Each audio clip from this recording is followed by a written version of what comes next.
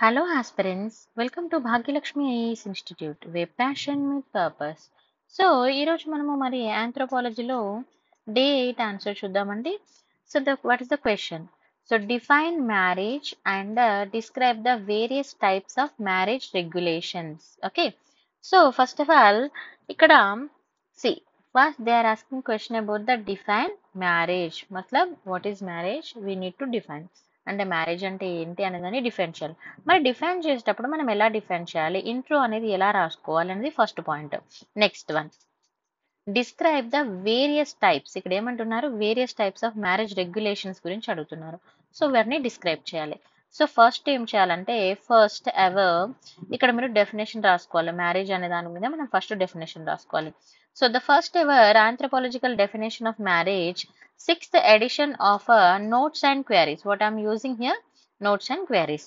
ఏదైనా పర్సనాలిటీ కానీ లేదంటే ఏదైనా మనకి బెస్ట్ గా ఉండేదాన్ని తీసుకొని దాని రిలేటెడ్ గా అదొక రిఫరెన్స్ గా పెట్టుకొని మనం రాయాలి. ఓకేనా? ఇక్కడ నోట్స్ అండ్ క్వైరీస్ తీసుకున్నప్పుడు it's define the marriage as a union between men and women. Remember this. Okay, such that children born to them are recognized the here legitimacy offering of both parents. Okay, so ఇది మనం ఇంట్రోలో రాసుకున్నాం.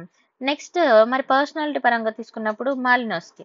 So మాలినోస్కి తీసుకున్నప్పుడు చూడండి, ఇక్కడ Malinowski a legal marriage is one which gives women to the socially recognized husband and her children and socially recognized father.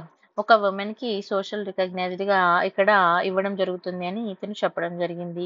And marriage regulations తీసుకున్నప్పుడు any one, మీరు ఇదే రాయాలని లేవే, మీరు మ్యారేజ్ డెఫినేషన్ అనేది ఏదైనా ఒక రెండు రాసుకోవడానికి ట్రై చేయండి. నెక్స్ట్ మ్యారేజ్ రెగ్యులేషన్ తీసుకున్నప్పుడు they refer the norms that directly the nature of the structure and functions of the marriage in the society.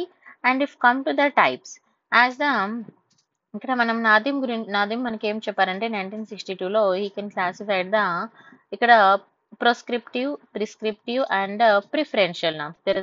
there are the three types of norms. if come to the ప్రోస్క్రిప్టివ్ అంటే ఇక్కడ మనకి ఏమంటున్నారు అనేది మనం చూసుకోవాలి. So ఈ norms మరి ఎందుకు యూజ్ అవుతాయి అంటే మ్యారేజ్ అనేది బిట్వీన్ ద ఎవరెవరికండి specific social relation. So as to prohibit the meeting between the such relations. ఇది ఏం చేస్తుంది అంటే మనకు ఒక స్పెషల్ రిలేషన్ అనేది క్రియేట్ చేస్తుంది. అండ్ ఎవరెవరికి మనము ఇప్పుడు ఫర్ ఎగ్జాంపుల్ ఇప్పుడు మన రిలేషన్ తీసుకున్నప్పుడు ఒక పర్సన్ ఎవరిని మీట్ అవ్వచ్చు, ఎవరిని మీట్ అవ్వద్దు అనే దాని మీద మనకు ఒక రూల్స్ రెగ్యులేషన్స్ అనేది తెలియజేస్తుంది. It includes the incest, taboo and avoidance, hypogamy దాని గురించి చెప్పడం జరుగుతుంది. ఫర్ ఎగ్జాంపుల్ తీసుకుంటే ఇప్పుడు ఫాదర్ డాటర్ ఇన్సెస్ట్. ఓకేనా? Father daughter incest is prohibited. అంటే సింపుల్ గా చెప్పాలంటే మనము ఎవరితోటి రిలేషన్ లో ఉంటున్నాము అనే దాన్ని ఇక్కడ మనం ఇంపార్టెన్స్ గా తీసుకుంటాం. అంటే ఇక్కడ రిలేషన్ అంటే ఫిజికల్ రిలేషన్ అనేది కూడా మనం చూసుకోవాలన్నట్టుగా. సో ఇది మెయిన్ గా మనకు ఇది ఒక మెయిన్ టాపిక్ అన్నట్టుగా. ఎందుకనంటే మనం ఎవరితో ఏ విధంగా ఉండాలి, రిలేషన్షిప్ అనే దానికి ఒక వాల్యూ అనేది మనం ఇక్కడ నేర్చుకుంటాం అన్నట్టుగా. ఓకేనా? ఎగ్జాంపుల్ ఫాదర్ డాటర్ అని రాసుకోవచ్చు. సో ఇలా డయాగ్రామ్ కూడా మీరు అంటే ఒక ప్రజెంటేషన్ చూపించడం వల్ల మీకు బెస్ట్ గా ఉంటుంది, మార్క్స్ కూడా ఎక్కువ స్కోర్ చేసుకోవచ్చు. ఓకేనా? నెక్స్ట్ మరి ప్రిస్క్రిప్టివ్ తీసుకున్నప్పుడు ఇక్కడ చూడండి, strictly followed in the society and breaking them in to entire the strong sanctions. What it is including అన్నప్పుడు endogamy and exogamy. Endogamy example తీసుకున్నప్పుడు caste endogamy and gotra endogamy. ఓకేనా? నెక్స్ట్ ప్రిఫరెన్షియల్ నామ్ తీసుకున్నప్పుడు these norms ఏం promote చేస్తారంటే particular kind of relation for marriage purpose. And however these norms are the norms does not entail the, ఇక్కడ చూడండి severe sanctions. So ఇక్కడ severe sanctions అనేది తక్కువగా ఉంటుంది. ఫర్ ఎగ్జాంపుల్ ఇందులో ఏమి ఇంక్లూడ్ అంటే కజిన్ మ్యారేజెస్, లావరేట్, సారోరేట్ అనేవి ఇంక్లూడ్ అవుతాయి. ఓకేనా? దీస్ టైప్స్ ఆఫ్ మ్యారేజెస్ అనేవి మనం చూసుకోవాలి. ఇక్కడ ప్యాట్రీలో కానీ ఇంకా ప్యాట్రిలీనియల్, మ్యాట్రిలీనియల్, అందులో మళ్ళీ cross cousin marriages, parallel cousin marriages ఏముంటాయి అనేది మీరు డయాగ్రామెటిక్గా చూపించడం వల్ల మీరు స్కోర్ ఎక్కువ చేసుకునే ఛాన్స్ ఉంటుంది. ఓకేనా?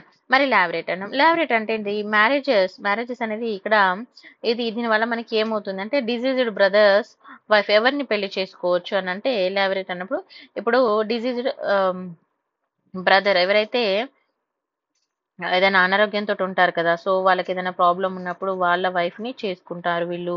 తర్వాత సరోరేట్ అన్నప్పుడు మ్యారేజింగ్ వైఫ్ సిస్టర్ ఎవరినండి? వైఫ్ యొక్క సిస్టర్ని పెళ్లి చేసుకుంటారు. తర్వాత regulations. So regulation characterizing closed and open system తీసుకున్నప్పుడు క్లోజ్డ్ సిస్టంలో ఏ విధంగా ఉంది, ఓపెన్ సిస్టంలో ఏ విధంగా ఉంది. క్లోజ్డ్ సిస్టమ్ తీసుకున్నప్పుడు చూడండి characterised by the status of birth and characterised by the individuals.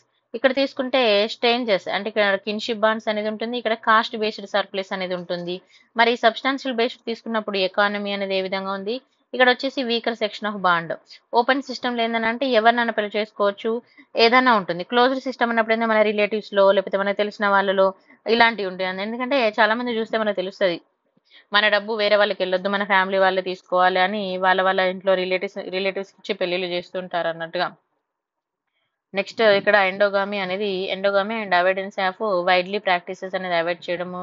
Nuclear family in portrait families కి అంటే వాల్యూస్ ఎక్కువగా ఉన్న తర్వాత only rules followed family exogamy and ఇక్కడ ఇన్సెస్టాబో అనేది ఫాలో అవడం జరుగుతుంది. ఎగ్జాంపుల్ తీసుకున్నప్పుడు మనం కొన్ని Indian tribes రాయొచ్చండి.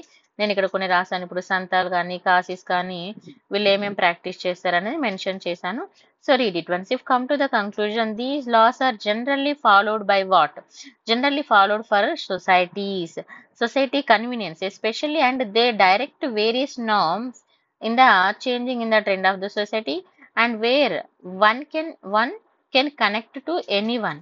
Such laws are diminishing in the contemporary. వాళ్ళు ఎవరితో ఎలా ఉండాలి అనే దాని గురించి మనకు చెప్తుంది. రిలేషన్షిప్స్ కానీ దాని యొక్క వాల్యూస్ కానీ మనం ఇక్కడ క్లియర్గా అర్థం చేసుకోవచ్చు. ఓకే అండి. So this is day 8 question. So if you like this video, like, share and subscribe. So